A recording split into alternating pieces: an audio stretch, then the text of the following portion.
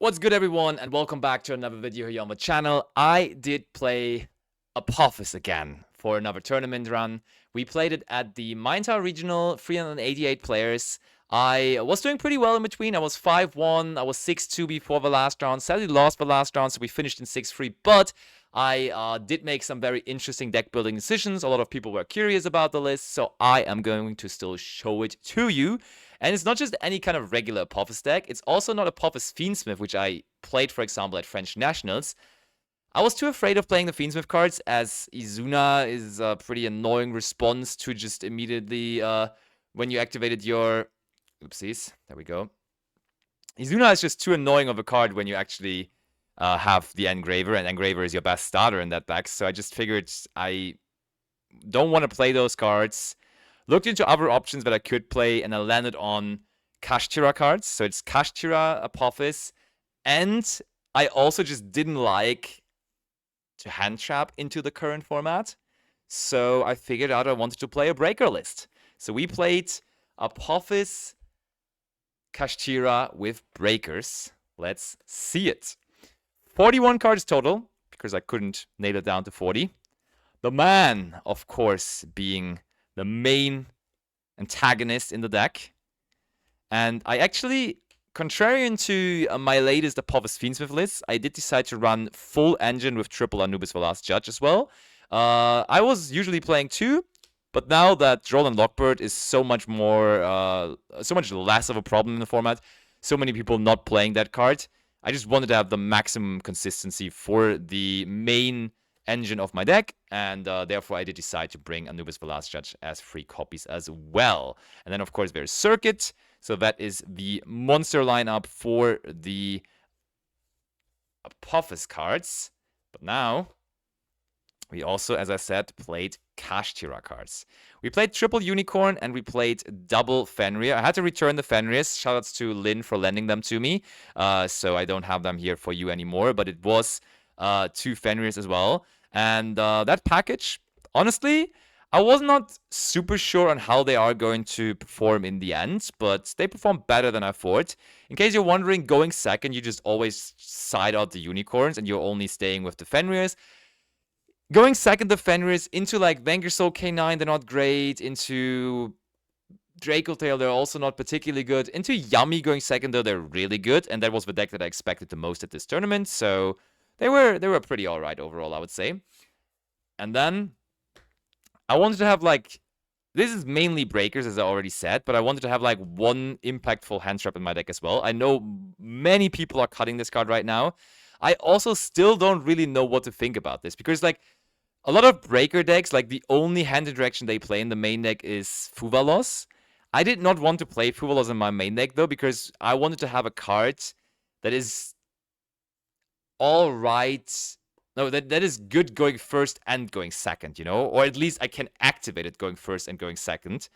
Because Fuvalos, I just have a dead card in my hand. And with this deck, where oftentimes just need every card that I can have, I just didn't want to have that dead card going first, so I decided to not main deck Fuvalos, and instead I wanted to still have like a very impactful hand trap. I know against a lot of matchups, Droll and Lockbird doesn't provide that anymore, and overall in the tournament it really didn't put in that much of work. So probably I should have just decided to play another breaker in the main deck instead of this. That probably would have been better.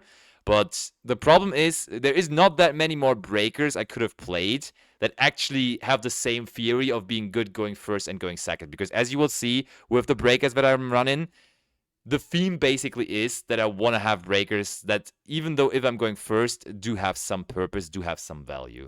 But yeah, Droll, you could probably cut it, but we did it for that day. It was alright, never was too powerful, but... That's the monster lineup. Spells next. Treasures of the Kings. Such a crazy card. That card is insane. Can't really say anything else about it. Then there is Temple of the Kings, of course. Terraforming for Treasures of the Kings. And Set Rotation, because that's not the only field spell we played. When we play so many Kash cards, we also play the Race Off. The Kash package actually made siding so easy and so comfortable for me, because going second, You just like always, as I said, side out the unicorns, you side out set rotation, you side out these, and that's already 6 cards you can just side out, and it just gives you so much flexibility when side decking.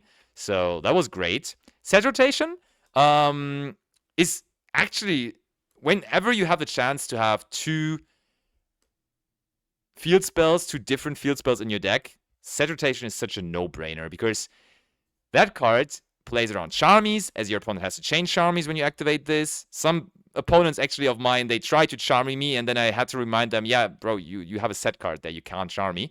And it makes you safe from Imperm, because they can't Imperm anymore after having a card on the field. And actually, interestingly enough, against Yummy, it can even be an interruption, you know? Like, you set this, they make field spell, activate the effect of field spell, you chain this, and you just take away their field spell. So that's actually quite hilarious and quite good too.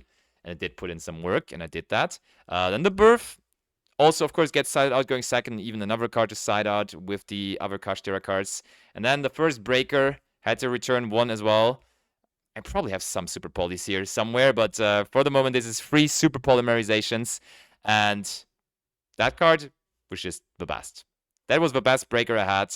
Played a lot of Super Poly targets for it. I think it's really, really good into Yummy. It's not that great against Vanquish Soul K9. It's pretty decent into Draco Tail as well, though, if you play the right targets. And I just, with this card, felt like it is really good going second, but also really, really decent going first. Because even going first, when you play against Vanquish Soul K9, for example, just taking 2 of their monsters away that have the same attribute, just actually just already is such a big play. So Super Poly was definitely strong. Then we have just some strong one-offs, Prosperity, Talents, Called By. Can't really do too much bad with those. Then I actually had the same theory in a Tenpai deck that I played, I don't know, a while back, where I really like Book of Eclipse and Forbidden Droplet. I just don't really want to play 3 of them in the main deck, because they're both once per turn. So drawing multiple of them is just not good at all. So I always go with the 2-off strategy to minimize the times that you draw multiple of them. But still, those are the breakers that I found to be good enough when going first as well, but also very impactful going second. Eclipse, I mean, it's really good against Yummy. It's definitely decent against Vanquish Soul K9 as well, as you get to book all of the exceeds at least. And therefore, it had some decent applications. Just in the tournament, it didn't really put in too much work for me. And the Droplets were just all around insane. Droplet was really, really, really good. And I think Droplet is just one of the cards in the current format right now. And then we're already at the trap cards. And with the trap cards, I did not think I would do this lineup, chat. But even though after testing Apophis Fiendsmith for so long and actually really almost being sure that the correct ratio on the trap cards always is 1 Apophis, the snake, 2 Apophis for Swamp Deity, for this particular deck and for the approach that I had with it, I wanted to hard draw even this. I figured I just need more grindability, more trap cards in general, and therefore I landed on just maxing out on Swamp Deity and having another copy of this as well. I don't know, it just felt right, and it actually worked super, super well overall in the tournament too. I know the usual approach is usually 1 and 2, but that is mostly when you pair it up with another strong engine, and the Kasht engine, like, it doesn't really provide anything scary in itself necessarily that much. So I wanted to just have more scariness coming out of my main engine, so just wanted to have more trap cards. And then I even played Verdict in the main deck too, and of course the Statue of Anguish pattern, which I'm still a huge fan of. Verdict, I think I resolved it once throughout the tournament, but when you play so much engine, when you're so heavy on engine, having the option to search for something else going first that is not the field spell or Temple of the Kings actually just is giving you a pretty good time, I think. Detonator at home, for real, yeah. Detonator at home, indeed. But, yeah, that's what I landed on in the main deck, really, and I thought it's a bit of a high roll approach as well. I wanted to play a fun deck for the regionals, so I was like, hey, I may as well throw this in as well. Let's hope we just win a lot of die rolls, because obviously going first, this card is what it is supposed to do, and going second, I just decided out. But we only won 3 out of 9 die rolls, and it still worked out in the end. I did not really draw that card too much, though, so you could definitely consider just side the verdict. Not gonna lie. 41 cards in the main deck, as I said. Coming to the extra deck, and you saw me playing Super Polymerization, so let's introduce these Super Poly targets that I am running. Madragon, of course, no-brainer. Garura, same thing, also a no-brainer. This is Trifo. I had to buy this early in the venue, €7. Hell yeah. But I wanted to have this against Melas mainly, but it has some random applications against Mitsurugi as well, just 3 dark monsters. Never got to summon it throughout the entire day. I definitely summoned these 2 so often, but Trifo just never came up. And another card that never came up that I also ran and also landed and therefore had to return is the Secretarian Dragon. This was my Super Poly target against the Draco Tail deck. Never got to make it. I played against two of the Draco Tail decks actually in round 8 and 9, but I didn't draw Super Poly, you know? Didn't draw the Super Polys in the end. Then I played Selene and Access Code. Never made them. Always banished them with Pot of Prosperity. I felt like I need to have more pushes without committing into Nip going into a turn 3, possibly. But just the control aspect of the game always was enough. I never really need to commit into this. Then I have Silhouette Rabbits. I also played 2. Never made 2 in one game, so I think you could get away with just playing 1. But, yeah. Shoutouts to Ricky for making sure I get the second one. And I played 2 Typhons as well. Same theory. I expected to have a lot of long, grindy games, and then a second Typhon might come in, like, really handy. But I never made a second Typhon either.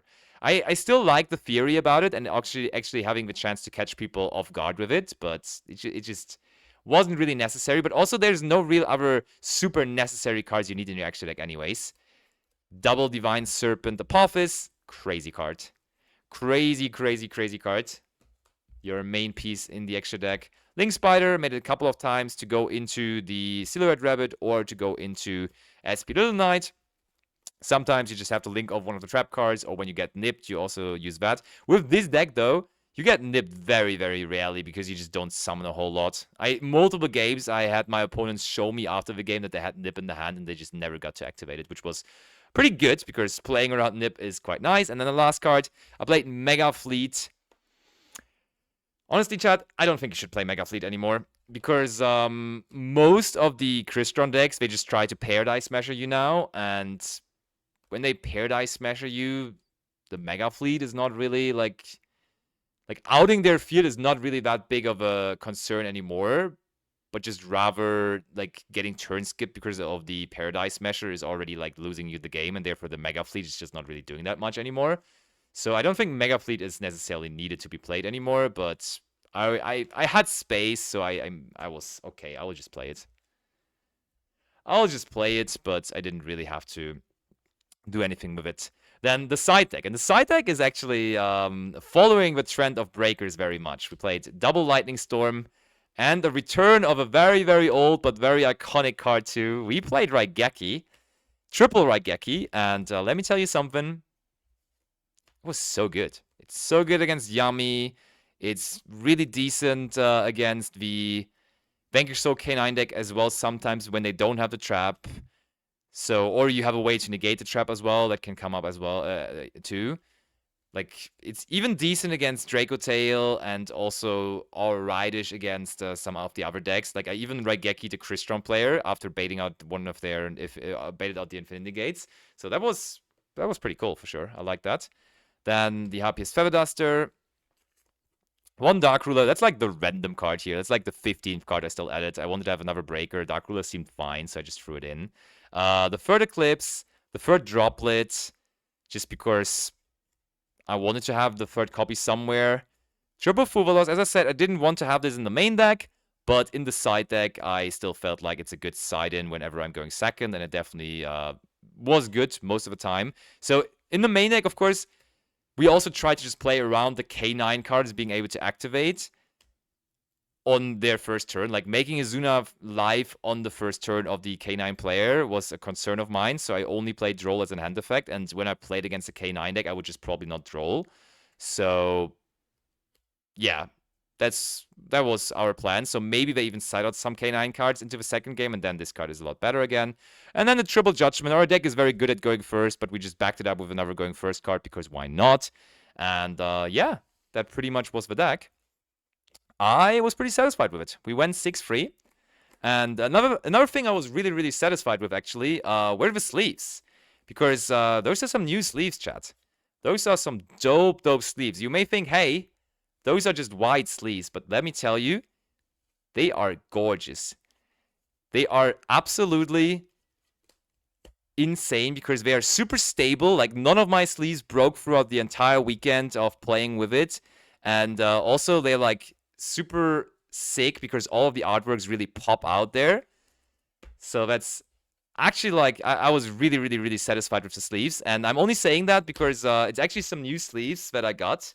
It is ice sleeves. Boop. Let me show them to you on the big camera here. On the big one. Ice sleeves, baby. It's essentially a new sleeve brand. It's super simple. They only do white sleeves. They're super durable. I always only played single color sleeves anyway, so I was like, okay, yeah, white sleeves, let's go. Count me in. Get me going. And, like, they're super stable. They're super nice to shuffle. Actually, they make a really cool sound. They make the classic sound. ASMR.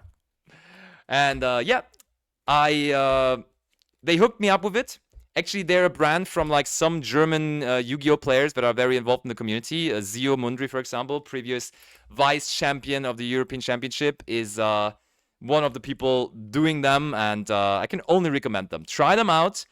If you want to try them out, there is a code, LAMPY5, all capital letters, LAMPY5 if you want to try them out.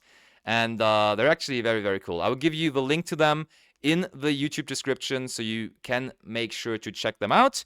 And definitely make sure to use my code for that as well. I had great fun playing them. I'm like partnering up with things that I really think are great. And those sleeves, they have satisfied me so much. I tested them before I wanted to present them to you. And I'm very happy with the testing. So you should, if you like durable sleeves that can last for a very long time, definitely make sure to check them out as well. But that was it for the deck profile. I hope you enjoyed the Apophis Kashtira Breaker Goo. It was not necessarily a meta call. I just thought it was pretty decent into the Yummy matchup, and we did end up playing a lot of Yummy, so that worked out. But it was also just a fun deck that I wanted to play again, and I'm glad that I did as well as I could with it in the end. But alright, see you for another video here on my channel soon. Until then, bye-bye!